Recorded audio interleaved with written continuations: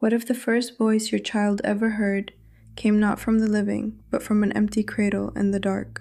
In Thebes, under the reign of the new kingdom pharaohs, a woman named Merit lay awake night after night, listening to wood creak in a room where no child yet slept. Her husband had carved the cradle from smooth sycamore, polishing its curved rails until they shone like honey in lamplight.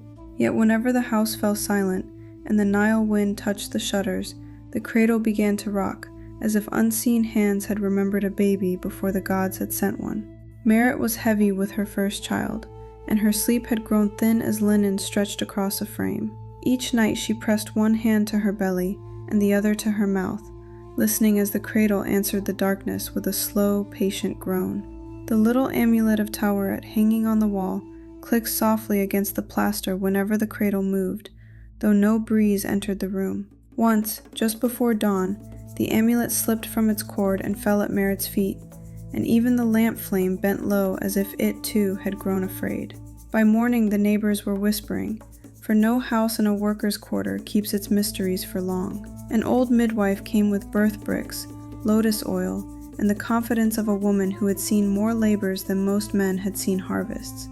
She murmured prayers to Taweret and Bess, set the bricks near the bed, and tied fresh linen over the cradle's headrest. For one blessed night the room stayed still, but just as Merit allowed her eyes to close, the cradle lurched harder than before, creaking like a boat rope straining against a storm. Panesi, Merit's husband, refused to believe in shadows when wood and joints gave simpler answers. At sunrise he turned the cradle on its side, checked every peg and seam, and laughed uneasily that perhaps fatherhood had begun by rattling his wife's nerves before the child even arrived. Yet when he ran his hand along the polished rail, his smile vanished like mist over water. From deep inside the grain came a low sound, not a crack, not a creak, but something almost like a warning growl trapped beneath the wood.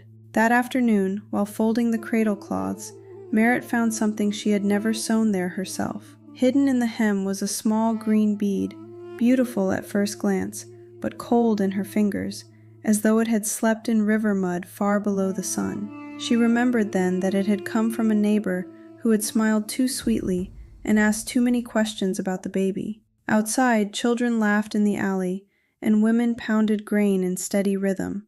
But inside the room the cradle gave one sharp creak, as if it had recognized the bead before Merit had. At sunset, Merit tried to cut the bead from the cloth, and the knife slipped from her hand before the blade could touch the thread.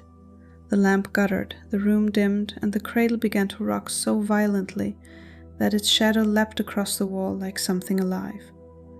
Panesi fled to fetch the midwife, but Merit could not bear to leave the room, for every movement of the cradle seemed to call to the child still hidden inside her. Alone beside the bed, with her breath trembling and her back aching, she sank to her knees and whispered into the darkness, "Taweret, if you guard mothers, guard me now." Then the house changed. The floor glistened as though Nile water had risen through the clay. Reeds seemed to grow from the corners of the room, and the air filled with the deep, living scent of riverbanks under moonlight. From that sacred shimmer emerged Taweret herself, great as a gate, terrible as a storm, hippo-faced and lion-limbed, with the tail of a crocodile and the watchful eyes of a mother who had never once slept through danger. She was not gentle in the way of soft songs. She was gentle in the way walls are gentle when they refuse to fall. Taweret looked toward the hidden bead, and Merit understood, without needing the whole language of gods. The object was not a curse born from some grand sorcerer's plot, but envy made solid. A small bitterness shaped by longing, sharpened by grief, and stitched too close to new life. The goddess told her not to answer poison with rage, for anger only teaches darkness how to stay.